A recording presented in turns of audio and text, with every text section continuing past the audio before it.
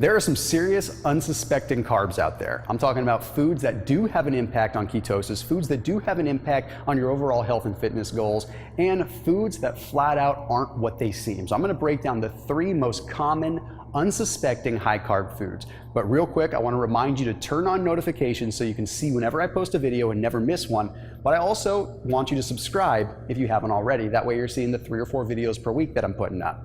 So let's get right down to the science. What are the 3 unsuspecting high carb foods? The first one is going to be sugar alcohols. Okay, if you've ever seen a label and you look at the nutrition facts and it says sugar alcohols on it, you might be thinking that, well, hey, that doesn't affect my carbohydrate count for the day, or that doesn't affect my calories because it doesn't really get digested.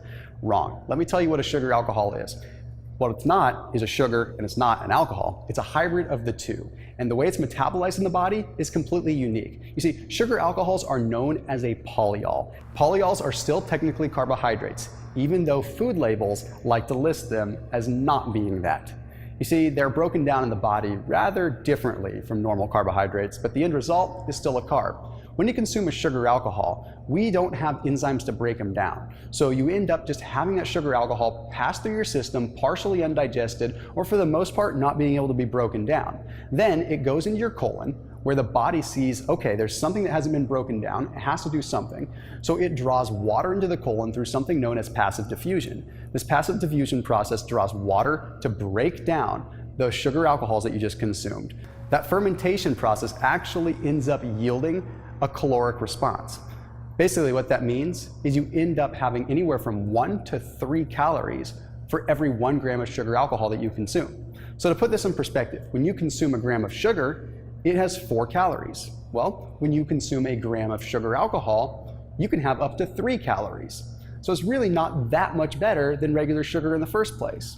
Now here's a quick way that you can figure out how many calories roughly, or how many carbs you can really count when it comes to sugar alcohols. If you look on a label and it says you have 10 sugar alcohols, you're going to want to count 5 of those.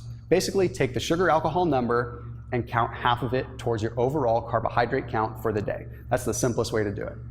Now let's move into the next one, okay? This is fiber, and fiber is a big hot topic when it comes down to ketosis and when it comes down to our metabolism, because most people will tell you that fiber isn't broken down in the body and therefore doesn't have a metabolic response or a carb impact. That's not entirely true.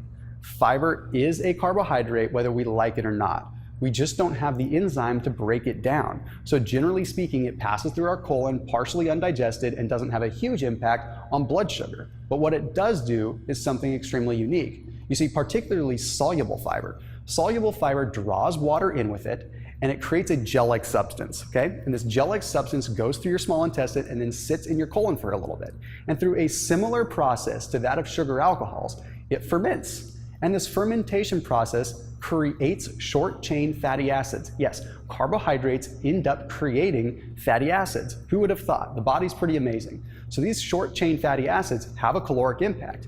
In fact, even the Food and Drug Administration, the wonderful FDA, claims that fiber still yields about 2 calories per gram, which means you're having a thermic effect, you're having a metabolic response, you are still digesting some component of that fiber and still having an energy response. So yes, fiber will break a fast. Yes, too much fiber can affect ketosis. And yes, too much fiber can be a sneaky high carb thing. So just make sure that you're being careful. At the end of the day, we still want fiber. It's still roughage. It's still going to increase that bowel motility, and it's going to make life a lot easier. So don't get rid of it. Just be aware of it. Okay, lastly, let's talk about the big sneaky one, and that's going to be the starchy vegetables. And I've got a real interesting bit of science to share with you that's really going to blow your mind. Okay, starchy vegetables in general. We're looking at things like zucchini, we're looking at peas, we're looking at corn, all these vegetables that trick us because they're vegetables. Well, the fact of the matter is, just because they're starches doesn't mean they don't affect our bodies just like regular glucose does, especially when it comes down to heated starches. You see, the best way that I can describe it is actually with my hands. All right, so you've got a starch molecule. In this case, I'm going to say it's 4 glucose molecules bound together as a starch molecule. Well, let's say you heat that starch molecule up, okay? Well, the heating is going to cause them to expand because that's what heat does. So the application of heat makes those starch molecules expand. Now, instead of having a starch molecule that my body needs to break down, I have 4 individual glucose molecules that the body breaks down really fast. So yes, the starchy vegetables can backfire. You just need to be sure that you're being extremely careful and A, not heating them too much, but B, also looking at the glycemic index scale of those veggies and making sure that you're not taking too many of them in. Because I have seen people on many occasions get themselves kicked out of ketosis by having too much zucchini and too much squash when they think they're doing a good thing.